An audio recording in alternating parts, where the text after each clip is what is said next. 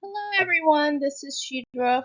We are Group 2 and our presentation today is about intergroup relations.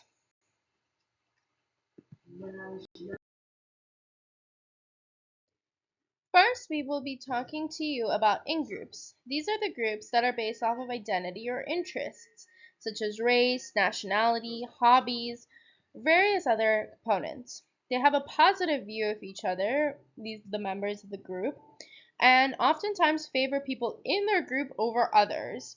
For example, like if you have the same hobby as someone else and you're working on a project with them, you tend to want to hang out with the people that, again, in your group have the same interest as you.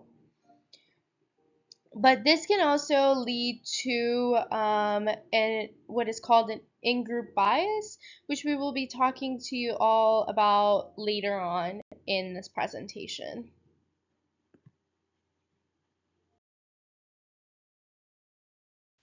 Outgroups, on the other hand, are defined as anyone who does not belong to a group or to be a part of the in-group. Because of this classification, the in-group normally deems themselves as the ones that people want to be a part of or that they are the correct group. And so as a result, anyone in the out group normally has a strong negative opinion associated with them because of the fact that they are not in the group that the majority is in. Now, these opinions can have severe team implications when it comes down to the fundamentals of operating a team and how your employees relate to each other.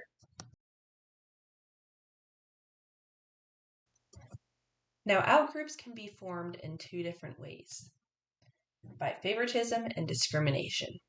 Favoritism is when the in-group has a strong list of characteristics that they associate themselves with, and anyone outside of that group doesn't feel connected with it, and so they can choose to go and form an outgroup. Discrimination is the more negative way of forming this outgroup, where anything that is not considered in line with the characteristics or values of the in-group is automatically cast out and not accepted into the group. Now, this, again, like I mentioned before, has a lot of severe team implications because of the drastic us versus them mentality that these groups can develop as a result of this setup. Management can take this and try to adjust the teams. However, if they try to reorganize the teams, depending on how much of a strong impact that the original teams made, they'll always remember their original team that they were a part of and still have an us versus them mentality. So it will take a lot of effort on management's part to actually try to adapt and recategorize their staff into a helpful way of operating and organizing in teams. This can be really important because, as we've learned, the way that our teams operate has a direct impact on how our management and how our company is operating. Now, in a case study in Thailand, to support all this, they studied their political section of the yellow shirts versus the red shirts in their political movement and their opinions of each other. Now, they realized that the in-group in this study had often a very severe discrimination against their other counterpart of the out-groups, and that they were not willing to be fair with one another in this study. In the study, it showed that the in-group favoritism is often related to the closeness and the importance of their membership and their characteristics with each other. On the other hand, for the out-group, it is often driven between the self and out-group and the distance between each other and their discrimination towards each other. Now, with these things in mind, it is important for managers to be able to take into consideration how these in-groups and out-groups are affecting their inter-team interactions with each other. If you see a negative impact on how your team is operating, the manager should consider reorganizing their groups. Social comparison is when a comparable team that outperforms yours puts your team's identity at risk. There are two kinds of comparison, upward and downward, according to social comparison theory. When you compare yourself against someone who is better than you in some area like performance, status, or skills, you're engaging in upward comparison. Comparing yourself to someone who is worse than you in some aspect is known as downward comparison. Depending on how you apply them, both kinds of comparisons might affect the motivation of your team in either a positive or a negative way. How do these comparisons affect performance? Your performance in a group environment can also be impacted by how you view yourself in comparison to others. When you make an upward comparison, for example, you may decide to give up and stop working on an activity, or you may decide to work harder and more effectively to catch up with the others. On the other hand, if you draw a downward comparison, you could relax on your successes, or you could push yourself and set higher goals for yourself and your team. Using social comparison effectively. Encouraging a culture of collaboration and mutual learning is the most effective approach to use social comparison theory to inspire your team. To do this, you must emphasize the shared values and vision of your team and make sure that their individual and group objectives are in line. Encouraging team members to provide knowledge, skills, and feedback to one another is also essential. Ultimately, people are more likely to work harder and accomplish their goals if they have a sense of how they compare to others. The most effective way to create a healthy form of competition is to foster cooperation, provide honest feedback, and recognition.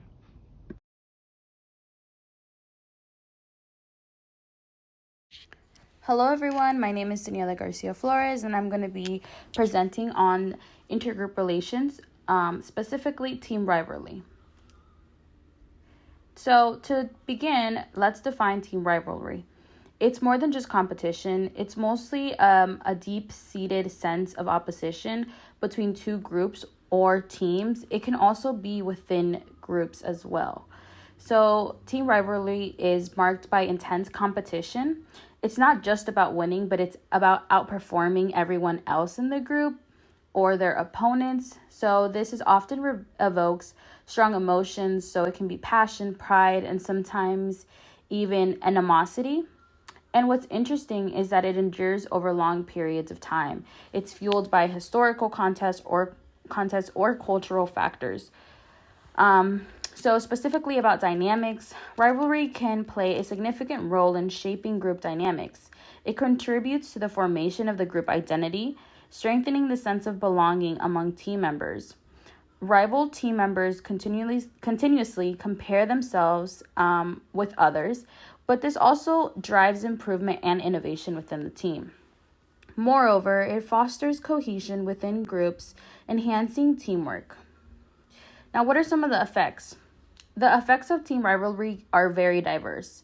So, on one hand, it can enhance motivation and performance as teams can strive to over accomplish their rivals. However, it can also lead to biased perceptions and stereotypes about the opposing team, influencing judgment and behaviors. And in extreme cases, rivalry can escalate into a lot of conflict, impacting relationships between groups or even management. So, what are some management strategies that can alleviate this? To effectively manage team rivalry, fostering mutual respect is essential. So, we really encourage understanding and respecting between rival teams to mitigate negative effects. Additionally, we can channel rivalry into constructive competition by emphasizing fair play and sportsmanship, and also have collaborative initiatives that can also be explored to promote shared goals and mutual benefits overall. Hi there, my name is Connor Shannon and I'm doing in-group bias. And that means it's the tendency to favor one's own group at the expense of outgroups. Basically, if you're part of one group and you're competing against resources against another group, you may feel more of a bond towards the group that you're in and may even express prejudice against the group that you're competing against. The next point is in-group members will feel pleasure in response to the outgroup's pain and pain in response to the outgroup's pleasure. That sounds weird, but when you put it in terms of maybe you're a fan of football and you're at the stadium and you're next to a fan that's rooting for your opposing team, the team that you do not want to win. So you would express pleasure when the opposing fan becomes sad because that means that their team, the opposing team, lost. You would feel pleasure because your team is winning against that team. Um, the example of feeling pleasure from watching a fan of an opposing team as yours lose. They basically, yeah, they want the other team to lose because they want their team to win. The picture is, the guy says, "Oh, I don't trust this guy," with his group, with like, with the same type of dogs, or whatever animal that is, and they're saying, "Oh, I don't trust this guy," and they're looking at the guy with the dog that looks different.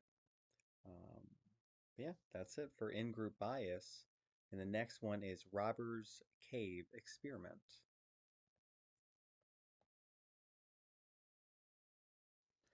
This is a example of in-group bias, and this is the Robber's Cave experiment, which was conducted by Musafer Sharif.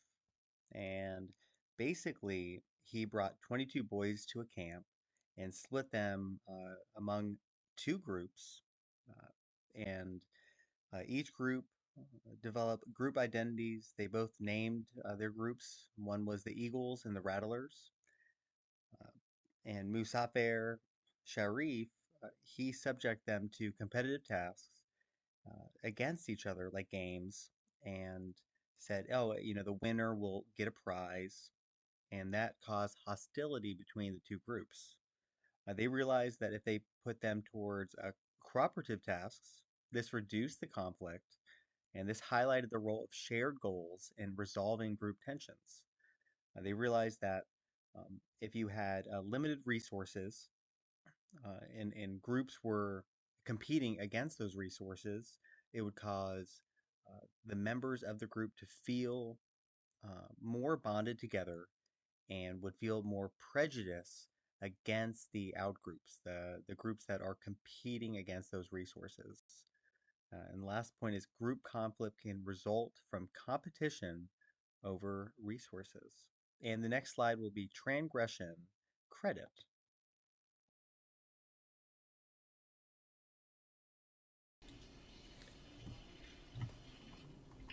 A transgression is an act that breaks an accepted rule or law.